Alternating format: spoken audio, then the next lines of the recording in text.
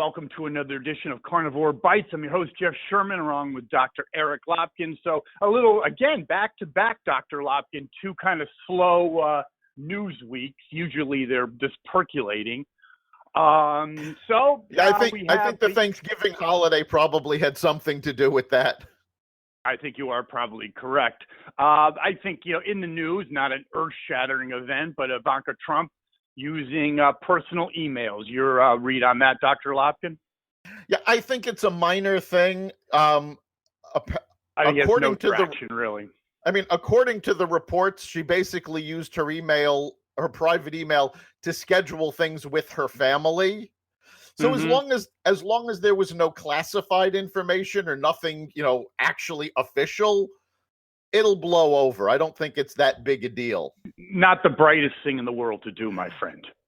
Not a meant-to-candidate thing. No, an incredibly stupid thing to do, given the focus on Hillary Clinton's emails during the campaign.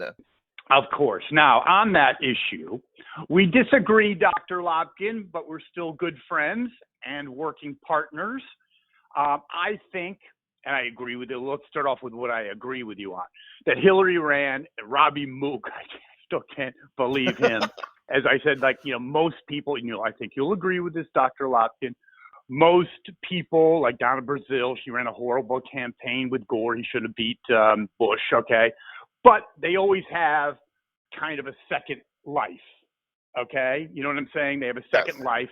Robbie Mook has none because, that was a high school kid could run a better campaign than he did. The campaign was horrible.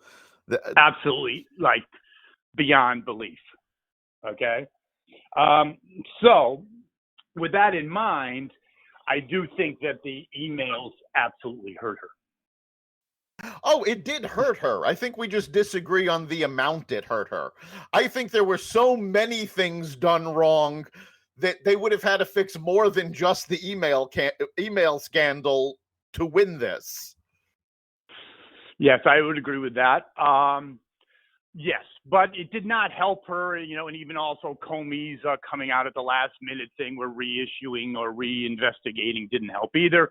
But not the brightest thing in the world. You did have some comments on an A&E special about the whole and how you correlate that to the Trump investigation. Maybe you can talk a little bit about that.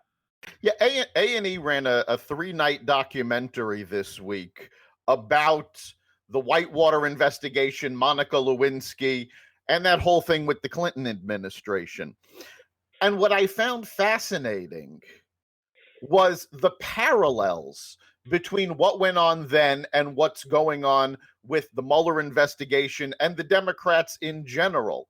Basically, it's like the Democrats picked up the Republicans' playbook from the 1990s, and they're just following it step by step. And it makes it look, now again, Trump was nothing in the Mueller investigation, nothing about Trump was mentioned in this special.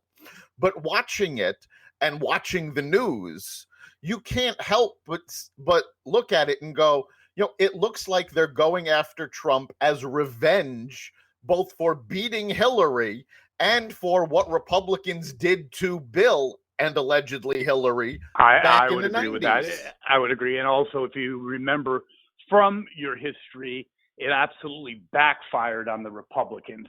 They lost the House and the Senate because they never should have impeached Clinton. he should have been censured, and also when you look through the eye of history, what he did, at the time was I never condoned it, but it was okay, whatever. I just kind of went over my head. But looking through it 20 years later, it completely despicable and worthy of a sanction through Congress, not impeachment. Will you agree? Yeah, it was certainly worthy of sanctions. I honestly believe he could have avoided impeachment completely if he had just told the truth. That was the but he never knew. He never thought that there'd be a dress. No, who would ever know that? So that's something else that the special shows you, is that he had this Svengali hold over Monica Lewinsky. The idea that she would turn over evidence and admit what went on, never entered his mind. No, that would make sense. So a little slow news week, but still, food for thought. Correct, Dr. Lockton? Absolutely. We'll be back next week, right? See you then. You've been listening to Carnivore Radio's podcast.